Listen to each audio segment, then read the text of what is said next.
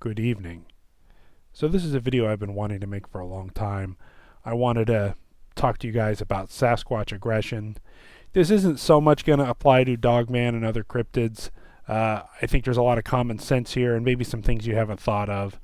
I've recently been reading through an old book of mine, Bear Attacks by Stephen Herrero, Their Causes and Avoidances. I've been listening to a lot of encounters lately about Sasquatches.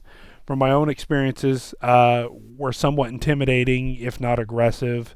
Listening to a lot of other Bigfoot encounters, studying primates, studying a little bit of human psychology, because there's a lot of debate on what Sasquatch is. They're somewhere between like an ape or a human. I think, bear motivations are good to look at. Other encounters with wild animals, cougars, wolves, different ideas. And it's safe to say that everything on this planet is capable of at least attempting violence. And to think Sasquatch isn't capable of it is just ignorance on its face. And it's well documented that there can be a gambit of, on one end, harassment type behaviors of hooping and hollering and throwing stones and acorns and keeping you up at night, all the way up to full-on charges and attacks and trying to carry people off and everything in between. So I originally had multiple reasons why Sasquatch aggressive behavior happens, but I kind of was able to break it down in from four to three and then down to basically down to two categories. And I wanted to get one thing right out of the way. I do think Sasquatch sometimes is very intelligent. I do think they get bored, and I do think sometimes it is just kind of a general harassment out of curiosity or boredom. The same way that we would, put squirrel feeders out and bread for ducks and things like that, or play tricks on our neighbors, or pretend to throw a ball for our dog and not really throw it to watch him run. I think there's just a certain amount of enjoyment that they get messing with us, moving things around in the yard, setting off motion sensors, throwing stuff out, getting you to come to a window and look outside, and then when nothing's there, you walk away. So I do think that there's a certain amount of this behavior that might not necessarily be aggressive and is just more annoying to kind of push the boundaries. So I would say that's kind of the first thing I wanted to get out of the way, and that may or may not be aggressive. So let's move on here to the first category of aggressive encounters. So the first reason I think we can kind of break down is territorial and defensive reasons. This is pretty well documented in any kind of species of any animal. Especially more intelligent animals tend to be more protective. You look at bears, they have territories. You look at other primate species besides humans like gorillas and chimpanzees and bonobos and orangutans, even to a lesser extent, and other monkey species. They have a range, they have a territory, they have a home, and they can view you or other animals as a threat to their resources. And I think that's pretty basic. They have a range. This is my territory, especially with big cat species, other carnivores, people, humans are very well known for our gang activity and our tribalism. And it's just kind of a general protection of resources, or there's a stranger in the area. We don't know what this person or this thing's up to. And this could spark aggressive behavior, chasing you out of your camp, exposing themselves to you in full front daylight to try to warn you of their presence, tree knocking, infrasound being zapped. All that kind of stuff could be a way of driving you off and getting you out of their territory. And that's one thing I don't hear a lot of people mention, is that Sasquatch are known for being, there's always the joke of the hide and seek champion of the world, of being incredibly sneaky and incredibly stealthy, and they can come right up to you without you even knowing they're there. They have such an uncanny, almost paranormal ability to do so. But when they step out in broad daylight and show themselves how big they are, 8, 9, 10, 12 feet tall, 5 feet across, and they show you their teeth, maybe they smile at you, or they just show their presence to you, and I've talked to people and I've heard people that have been in a spot hunting for like 20 minutes, and then the thing steps out and they're like 10 feet in front of them and they didn't even hear it approach, and it's just huge. Their massive size is just intimidating, and the fact that they got that close is a sign that you need to get out of there, or a sign of aggression, without even having to be overtly aggressive. So you can also consider the other behavior, like the throwing rocks at you, the low guttural sounds, the infrasound, or some people report being zapped, the infrasound having an effect on the human mind. There's also been other reports of where they shoot some are really like the meanest, dirtiest look on earth, and then they point a gun at it or reach for a gun and they get a growl or they get teeth shown at them. That's definitely an aggressive behavior. They get this aggressive behavior, or like in my encounter, I had a rock thrown at me, a very large rock thrown at me. And when we got up and left, we left quite hastily, somewhere between a walk and a run. We were followed out. You could hear the footsteps behind us. We'd shine our flashlights and the footsteps would stop and it was just out of range. And I would definitely consider that more aggressive. And they were trying to get us out of there for one reason or another. And I think territory is another reason. I think another reason is young. Maybe you're out hunting, or maybe they just gave birth, or maybe you have a house out in the wilderness and in the tree line near you there's a family that maybe just gave birth and they have young ones around and they're just trying to be overly protective. And I think that's pretty universal for most animals anyway, to be protective of their young, especially more intelligent animals. So I think we got to look at territory, family protection, kind of more or less defensive, sometimes more of a proactive defense. They're trying to drive you out of there. They're trying to get you out of there. They're not necessarily trying to hurt you, although they could, and some of the actions of throwing stuff at you and maybe pelting you with rocks or whatever can start getting into that. And I don't think if you heed the warnings, I think it can escalate into an aggressive action. But I think that's kind of the first category of aggressive Sasquatch behavior. One more note before we move on to the other reasons for aggressive, and one of the more frightening reasons for aggressive encounters is I think sometimes it's been documented in certain paranormal places, like you look at Skinwalker Ranch, you look at some places in the Sierra Nevadas.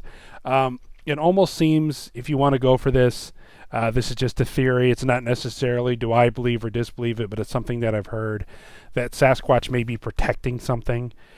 Some will say like a vortex or a portal or some kind of a burial ground or something, or maybe there's Dogman or another dangerous cryptid in the area. There's something that the Dogman are trying to keep humans out of or away from that doesn't necessarily mean selfish means. Like I said, whether it's a portal or something bigger or badder around here, and they know if a human goes missing, even if it's not their fault, people are going to come in the woods looking for them, and the Sasquatch don't have that. I know that's been well documented in a lot of encounters. And I have heard some really wild out there stories about properties with supposed portals on them that have a lot of Bigfoot activity, borderline aggressive Bigfoot activity, and it almost seems like they could be the gatekeepers or some kind of regulator. So you believe that or not, that's up to you, but it's definitely one theory.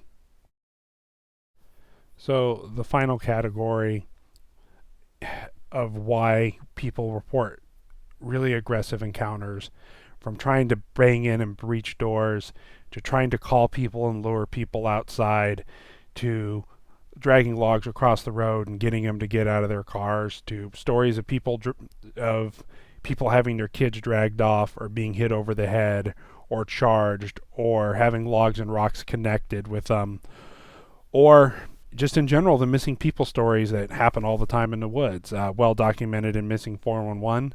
Now, I know that's a loaded question to say, because I think a very small percentage, probably less than 20% of the Missing 411 phenomenon could possibly be Bigfoot or other cryptids like Dogmen. I think they're a good candidate. If people like me who know they're real, who are believers, we're not even believers, we're knowers, and these things can be carnivores. And I think that kind of brings me to this category of sometimes I think predation.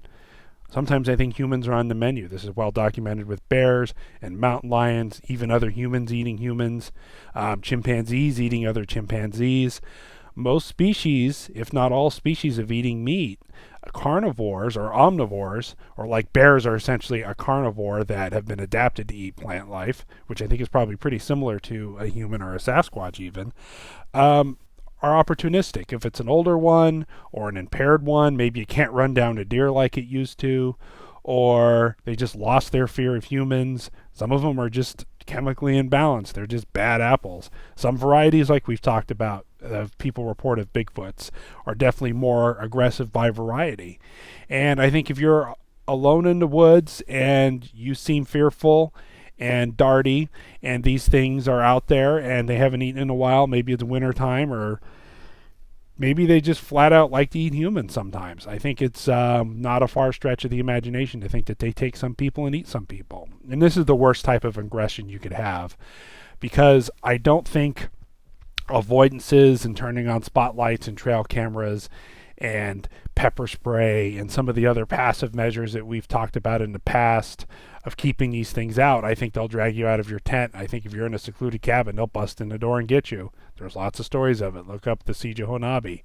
I think this behavior is incredibly rare, just like it is with black bears that get aggressive and grizzly bears that get aggressive, and just like mountain lions that occasionally predate on people, and wolves do too, and coyotes. It's rare, but it happens, and I think they're opportunistic, and I think if they can get away with it, they will.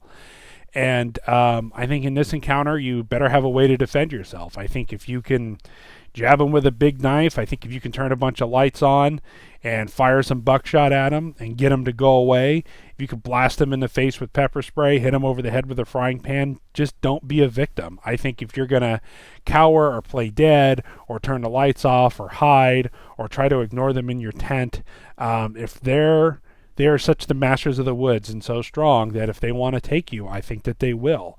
So I think if having some kind of a protection, multiple people are on the same page, being proactive. I think they know what guns are. I think if they see 3 or 4 big brawny hunters with guns, with rifles and pistols and knives and stuff, they're probably, could they take out all those hunters and maybe consume them or take them? I'm sure they could. Are they going to think it's worth it with all those guns around? No.